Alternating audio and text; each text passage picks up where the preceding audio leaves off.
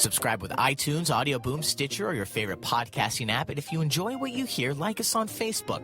Also, consider throwing a little cash our way by visiting patreon.com/KoreaFM.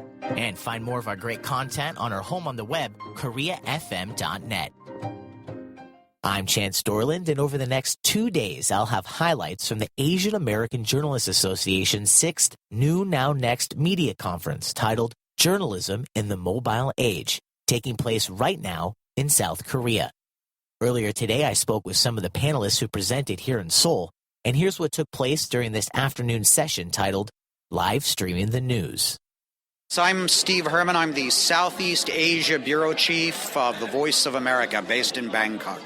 You kind of began your presentation talking about maybe how things look on paper versus the reality. You mentioned how we have lots of abilities now, but when you do live streaming in the field, there are some things you run into. One thing you did mention specifically was bandwidth. Could you talk about the reality versus maybe what people read about online?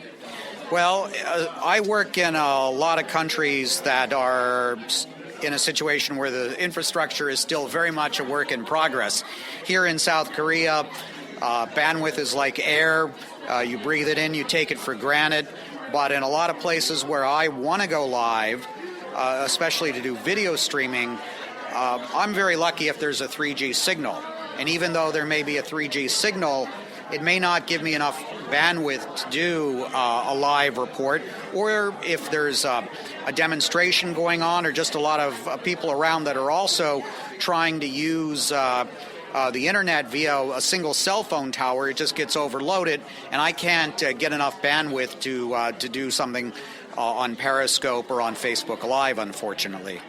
Something else you mentioned that was specifically interesting for me. I'm a former Peace Corps volunteer. I was in Colombia, and a lot of the places in Colombia, they really jumped. They would go from somewhere that maybe didn't have maybe something as simple as a telephone to having very fast internet. So you mentioned that these online platforms, they are not only useful, in many different ways, but specifically they kind of get around censorship that you might have through traditional radio or television, because people that have access to these new internet tools, they can just get it on their phone. Right. Voice of America, we have 45 language services, very focused on Africa, also in Southeast Asia. A lot of places where there's not a very sophisticated media, or there's overt censorship by the government. So what we're seeing is a lot of our audience is leapfrogging essentially from, say, shortwave radio to picking up a broadcast to being able to look at some video on their smartphone. This is just absolutely amazing to see this happening in a short period of time. Now, there's a few places where the old technology still makes a lot of sense, like our broadcasting Korean that we beam into North Korea.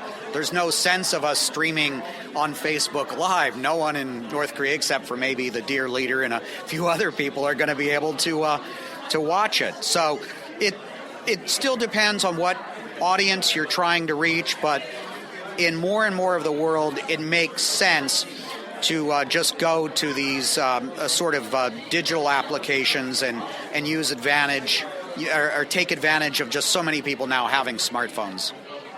I'm Jay Hartwell. I'm the faculty advisor to student media programs at the University of Hawaii. You went through kind of some questions you should ask yourself when you're streaming, and maybe some cautions you should have. Specifically, you mentioned, why are you live streaming? You said be cautious, and you also kind of warned people to worry about trolling. Could you expand on those a little bit?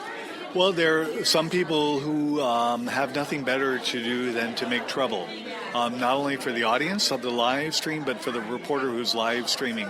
And they abuse their position on the internet to create harm. And reporters need to be aware of that when they put themselves out there in a live streaming thing. The other thing is that the reporter also needs to be aware that what they're putting out has an impact on the audience. And if they're not aware that the content that may be coming up could have graphic images that might impact people, then they need to ask themselves, even before they start streaming, whether or not my audience is ready for what's coming up. And if they aren't, don't stream.